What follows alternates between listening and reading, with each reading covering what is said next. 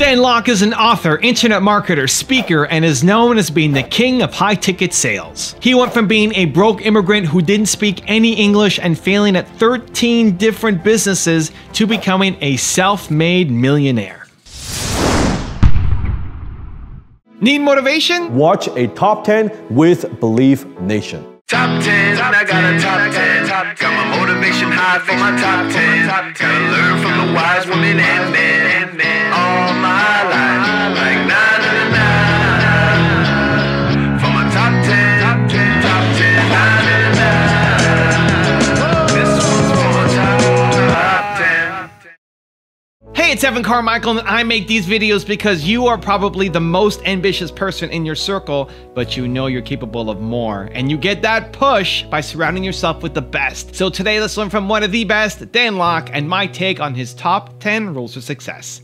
Enjoy. Okay, let's kick it off with rule number 1. Focus on tactics first. First of all, here's what you don't want to do.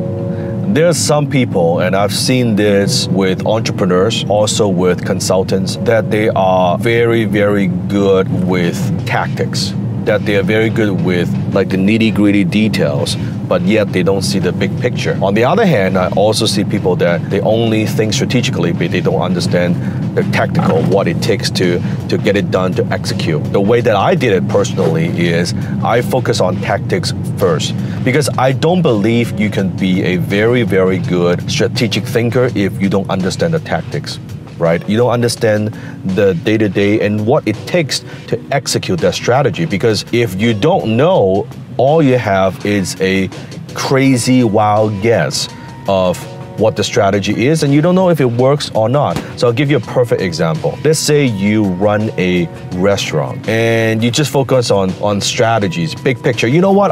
This is what the restaurant should look like, and this is the decor, and this is going to be the menu, and this is the color that we want. That's all kind of strategic strategy thing, and we're going to open up, you know, how we open a second and third location and fifth location, and we're going to franchise this, and all this stuff is good. Right? That's strategy, and that's critical, that's important. But tactically is, how do we make good food? How do we make sure the ingredients are fresh? How do we make sure that we get repeat customers? How do we make sure that the waiter and the waitress in the trenches with the customer service, how do we ensure that they actually provide a great experience for the guests? And how do we make sure that they are happy as well? They're earning good money, earning good tips. See, that's tactic. How do you make sure the table is clean? That's tactic, strategy and tactic, and you need both to have a successful business. Rule number 2, actively participate. Financial freedom is bullshit. It is bullshit. It does not exist. I used to believe it exists. It's a myth. It's an illusion. Not a popular thing to say, but I'm saying it. Because I used to believe it. It's not true. When I say the word financial freedom, what picture comes to mind? Right, a beach. You're sitting on the what is it? What's it called? The swing thing. What is it called? Yeah, that's right. And then you're drinking your what? Yeah, okay, that's right. A beer or something, right? People think of that's financial freedom. I did that. Bored out of my mind. You got sunburned in 2 days. And you look at the ocean, the first day is cool, second ocean, you say to yourself, this is stupid. This is boring. Like, it's boring, bored out of my mind, and I'm like, now I don't look good when I'm like 10. Like it's all red, and you know, your skin peels, it's a bad day. I'm like, I work hard for this? For what? I don't understand. I really don't understand. So let me ask you this. Do you have the freedom to go to different places if you want to? The freedom of mobility, yes? Do you have the freedom of speech? You can express your opinions, okay? Do you have the freedom to create? Then you are free. So why are we seeking something that is so elusive when we're already free? Oh, but then I don't have enough money to buy whatever I want, to own whatever I want, to travel in the style that I want to travel. I get that, that's an income thing. But I'm not talking about that. So financial freedom is an illusion, it doesn't exist. And although I know maybe Rich Dad Poor Dad Kiyosaki talks about when your investments, when you have enough passive income coming in that exceeds your expense, that you're free. You've heard that before, yes? Right? You've heard that before? That's what he talks about in the book. I think passive income makes you lazy. I think passive income, it's almost so poisonous in some way. Because let me ask you this, are you guys couple? Yeah, okay. Married? Not yet, okay. All right, not gonna go there. Okay, all right, not gonna go, okay. So, what's your name? Andrew. And what's your name? Rosa. Andrew. So Rosa, imagine this. And Andrew comes home and say, honey, you know, we're together now for how many years? 2 years. From now on, I'm just gonna have some passive sex. You're gonna do all the work, and I'm gonna have some passive sex, right? Or in health, right? You go to a gym and you say, I just want to have some passive health. In what other areas this works? None. None. Anything worthwhile, you got to have participate actively. Yes, Andrew, hopefully. Yes. Right? Actively, right? You know, actively.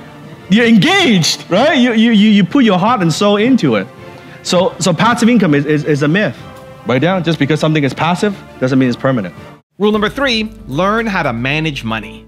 They're saying, you know what, Dan, I'm struggling with money, or I'm still learning how to make money, or I don't have any money to manage. So, you know, this workshop ain't for me. It's like saying, I'll exercise when I'm fit. You don't wait till you're fit and then you exercise. You exercise to get fit. So if you don't have any money right now, you don't wait till I'll make more money, then I'll learn to manage it. The very fact you don't have a lot to manage right now shows you don't know how to manage it. It's very simple. So it's not that you wait till you have money, then you do it. It's along the way, as you make money, you have to learn how to manage it. If you're making $5,000 a month and you can't manage $5,000, what makes you think you can manage $50,000 a month? What makes you think you can manage $500,000 a month? You can't even manage the $5 grand that you have. And it's how it works. Money is attracted to people who knows how to multiply. That's why the rich get richer. It has nothing to do with opportunity. It's for them, it's not for others. It's not about that. It's because they have the skill set to multiply, and money is attracted to that. Rule number 4, know how to market. 13 failures. Now, wouldn't you agree most people would have given up by this point? But I couldn't afford to give up because I had to take care of my mom, and because of all these business failures, I was $150,000 in debt. So I said to myself, hey, I already hit rock bottom. It could get getting worse than this. I'm already in debt. I'm not making enough money. I have to make it. Then the business 14th, that's when I made it. And that's when I made the decision to learn a skill set. And the very first skill set, high income skill that I learned was copywriting, the ability to use my written words to sell, to market. So learning the art of copywriting, learning the art of communication, the art of closing changed my life. It's only after I learned that, then my business started to work. That's the distinction, because it doesn't matter what it is that you do. You may be thinking, well, here's my product, here's my service. I'm in the digital marketing business.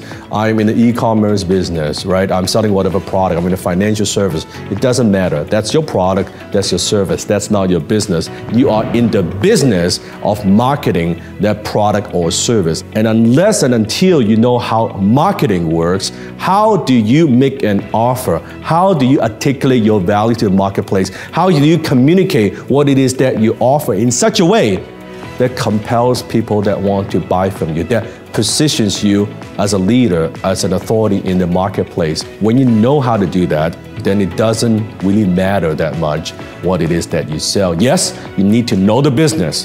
You always want to know the business, but you will know what actually makes business go. You know what moves the needle. You know what actually creates revenue. Sales and marketing. When you know sales and marketing, you have an unfair advantage in the marketplace, period. Hi, this is Dan Lok. I want to share with you a lesson from Evan Carmichael's new book, Built to Serve. This section is about making money from your purpose. You have to embrace that. If you never learn how to make money from your purpose, you'll always end up needing a day job, and your purpose will become a hobby. If that sounds like a great life to you, then I'm happy for you. If not, then you need to figure out a money-making model that makes sense, one that is consistent, one that is significant, one that can pay you so you can quit your job and succeed to the point where you are providing jobs for others and helping even more people. You see, money is nothing more than a byproduct of value creation. The more people that you serve, the more successful that you will be. So to have long-term success is not just built to last or built to sell or even built to scale. It is built to serve. And this book will teach you exactly how to do that. Rule number 5, intentionally craft your brand. How you see yourself and how other people see you.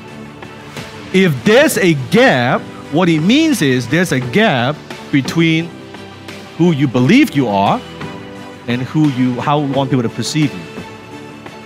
That gap is a problem when it comes to personal brand, because you want to be seen a certain way, you want to be known as have certain characteristics and certain attributes, and then people see you something totally different, right? So give me an example. Who can help me out? Name one thing that's on your list. One of the keywords. Anybody? Anyone? Loyal. Okay. If I go to your friends, I go to your family, I go to people who knows you quite well, would they say, would that word come up? That's awesome. Write this down. What creates a personal brand is congruency. Authenticity is not a logo. It's nothing to do with your name. It's not a logo. It's not, graphics and all that. No, it's reputation. What you're known for. How people talk about you behind your back. How they talk about you when you're not in the room. They might say, is it possible? They say one thing to you when you're talking to them, and they say something else completely different when you're not in the room. Yes, right? It's possible. So it's possible. The reality is, right now, you all have a personal brand. We all have a personal brand. That's your reputation right now, right? Let's say if you're a friend of yours, think of that friend who always tells you he or she will meet you at a certain time, and they're always late, right? And it's gonna be another 10 minutes, right? He's not gonna be on time, right? Guess what? That's a personal brand. Because when you need something done, when you need something accomplished, you're like, I don't know if I want to call her, I don't know if I want to call him, because they are not dependable. But they don't think of it that way. They think it's no big deal. What's your name? Stephanie. Yeah, Stephanie, no big deal. We're sisters, we're good friends, you've known me for a long time. Just 10 minutes late, what's the big deal? Right? But to her, it's a big deal. Because after so many years, you know what, that person, I don't know if I trust that person. Right? I don't know if I want to do this with that person. And write this down. How you do anything is how you do everything. How you do anything is how you do everything. So that 10 minutes late, if I cannot trust her with time, can I trust her with money? Can I trust her with business? I don't know. Not so sure. Right? That's an issue. So every single one of us, we all have a personal brand. How many of you now understand that? You do. Whether you want it or not. It doesn't mean that, I need to have X amount of followers on Instagram, X amount of followers on Facebook. No. Within your circle of influence, you have a personal brand. Rule number 6, have a clear idea. How do you make that first profitable sale? Not just, hey, I've got a good product, this is my service, this is my widget, let's go out there and hopefully someone likes it. No, I mean in your mind, you are very, very clear about how you could get this product out there in the marketplace, where those customers are, where are they hanging out, how are you going to convert those leads into customers. You have a very clear idea how you're going to make that first sale. Not just that first sale, but how you're going to make that sale profitably. Meaning, let's say you're selling a $1,000 thing, right? Your product, and then your cost is $100, right? And then you're gonna spend $100, $200, $300 to acquire that customer profitably. Versus your thing is $1,000, it costs you $100, but it actually costs you $1,000 to acquire each customer. That's not a profitable customer, right? So you're not even breaking even. Unless you can answer that question, how could I make that first profitable sale? That's your profit path. Rule number 7, focus on the positive cash flow. If we are investing for cash flow, we're not going to invest in a property that doesn't produce positive cash flow, meaning the money I collect from the tenant more than covers my mortgage payment and all the other overhead expenses with some money left, right? A positive cash flow, right? Free cash flow on a monthly basis that you could put into pocket.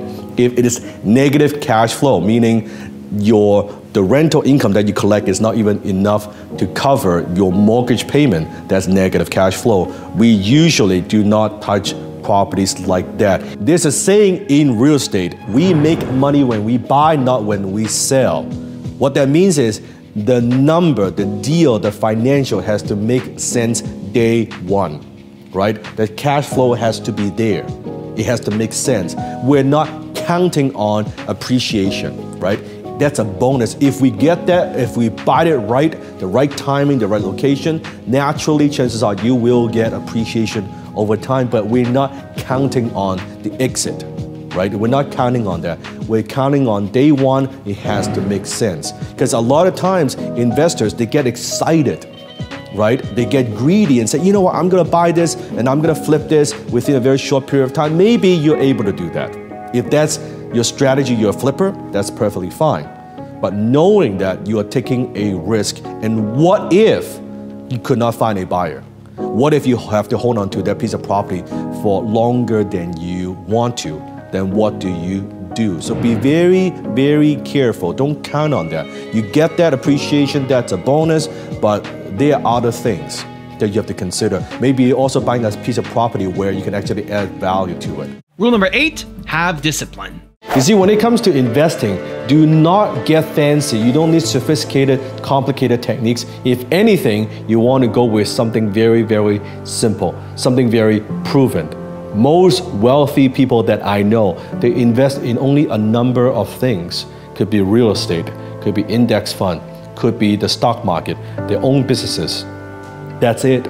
They're not chasing the latest, what you see on social media, the latest investment scheme and things like that. No, they only invest in long-term proven investment vehicles. Stocks are one of those vehicles. Maybe you're not in a position to invest in real estate. That's okay, you're still saving up some money. When it comes to creating wealth, I want you to understand something here. Skill. Right? Skill, your investing skill, that's very, very critical. But what is more important is discipline. Discipline, having that discipline. Don't get the shiny object syndrome. Now you may be thinking, so Dan, what are you saying? You mean all I need to do is just put a little bit of money aside, put it in some kind of low-fee index fund, and that's all I need to do? Yes, that is exactly what I'm saying. That's it. People want all these fancy techniques and all these things. When you notice, when you actually study how investing works and how wealthy investors invest, that's exactly what they do. You build your business first. But when your business throws off so much cash and you have reinvest a lot of profits into your business to grow, and it's now throwing off more cash, then you take that money, the extra cash, and then you can put into real estate. Rule number 9, don't get attached to the property. You should be excited about the deal. You should get excited about the opportunity, the numbers, but you shouldn't be excited about the property. You see, a lot of times I could see investors, especially amateur investor, when they are looking at a property, they are thinking that this is going to be a house that you're going to be living. Well, this is an investment property. This is not your primary residence, assuming we're talking about your first or second investment property, right? So forget about, oh, but my wife won't like the kitchen, or, you know, my kids won't like the backyard. They are not going to be living there. This is an investment, right? So don't get attached to that particular deal.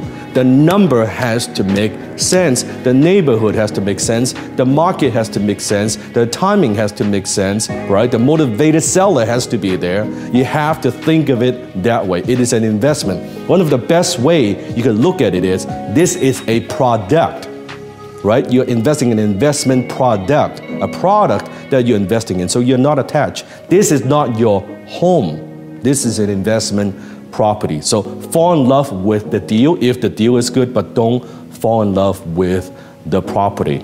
And if the deal doesn't work or the seller is not super motivated, what do? Next, You look at another product and you look at another deal. You look at another deal. You have to look at a lot of deals to find one good one. And rule number 10, the last one before a very special bonus clip, is master pre-selling. One of the biggest mistakes that salespeople make is they believe the close happens at the end of the sale. We call that closing, right? The end of the sale, when in fact that's not true. The true closing happens way before the sale. The true closing happens when they first email you, when they first fill out the application form, when they first book that call with you. It happens way before you actually get on the phone with them. I call that pre-selling. Now, what do I mean by pre-selling? Pre-selling is anything and everything you do before you actually get on the phone with that particular prospect. Let's take two scenarios. Scenario number one. Here is a search engine optimization company, a company that offers SEO services. They help companies to rank well in Google so that companies could be found, so that they get more traffic to their websites. And what this person is doing, this company, they have a sales guy, they're calling people, they're cold calling people, and they're saying, hey, you know, we could get more traffic to your website, we could get you more customers, you should hire us, let us give you a quote. That's scenario number one. Now, what's the problem with that? That is selling without pre-selling. There's no trust being built. Assuming the prospect has the need, has the capability, and is the decision maker. But the problem is the prospect doesn't trust this company, doesn't trust you. You have not established any relationships yet. You haven't built trust. So even though they could buy and they are willing to buy, but they don't trust. They don't trust you. Now, sometimes the prospect doesn't buy because they don't trust themselves. That's a whole other conversation we're not going to get into today. Now, that's scenario number one, right? Let's take a look at scenario number two. Same service, SEO company helps companies to get more traffic to their websites. Now, this company B here, they have a website. Assuming they have hundreds of articles published on their websites. Not only that, they feature their successful clients' case studies before and after, how they have helped them generate more revenue. And let's pretend they are active on social media. Maybe they have a YouTube channel, right? Educating people, content marketing. Or maybe they also have a very polished LinkedIn profile with a lot of recommendations from their previous clients, right? Also, on their websites, they are offering not a quote, but a traffic audit. Because get a quote automatically puts you in a position of a commodity. In this case, they are adding value. Or maybe they also have a white paper, a free report they're giving away, right? 7 ways to get more traffic to your website without spending a fortune. Let's say they have something like that. So when someone requests a free report, when a prospect goes to the website, reads an article, and then now they request for that free traffic audit. By the time they get on the phone with a prospect, in fact, before that, on the thank you page, after they book that audit, after they book the call, after they book that consultation, on the thank you page, you will see even more video testimonials, success stories from clients. Could you see the difference? Before they get on the phone with that particular salesperson or that representative, they are 50% sold. The trust is being built before a word comes out of your mouth. That's the power of pre-selling. Now, I've got a really special bonus clip that I think you're going to enjoy. But before that, it's time for the question of the day. I want to know, what was your single biggest takeaway from this video? And write down in the comments below when you're going to take action on that takeaway this week. When you schedule in what day, what time, and what place you're going to take action, you have a 91% chance of actually following through, compared to just 35% if you just got motivated but never created a plan. And when you share your plan and have accountability, you give yourself an even higher chance of following through. So in the comments below, write down your single biggest takeaway as well as your specific plan of action, because I want to celebrate with you. When we are on the phone, we're not face to face, you lose that connection. I cannot read their facial expressions. They cannot read my facial expression. They cannot see my body language. So all I have is what I say and my tonality. So that makes listening very critical. So to speak effectively on the phone, over the phone, what we need is actually listening skill, to pay attention. This is why when you're on the phone, especially if English is not your first language, just like me, English is not my first language. If that's the case, this is why you don't want to be speaking over the phone in a noisy environment, distracted environment. You want to be in a quiet place so you can pay attention to what they are saying, how they are saying it. Pay attention to those cues. I notice one of the challenges people have is they worry so much what they're gonna say next. They're waiting what they're gonna say next. They're interrupting people, but yet they're not paying attention to those signals, to those cues, right? But if you listen closely, if you pay attention, you would pick up those signals. You'll be able to pick up their tonality. Hi, this is Dan Lok. If you're a fan of Evan's work, if you want to know exactly how to model my success, I want to invite you to join me for a special online training. All you have to do is click on the link below. You can join me for absolutely no charge. So click on the link below and I will see you in class.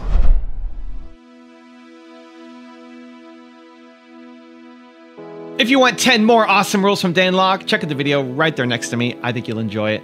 Continue to believe, and I'll see you there.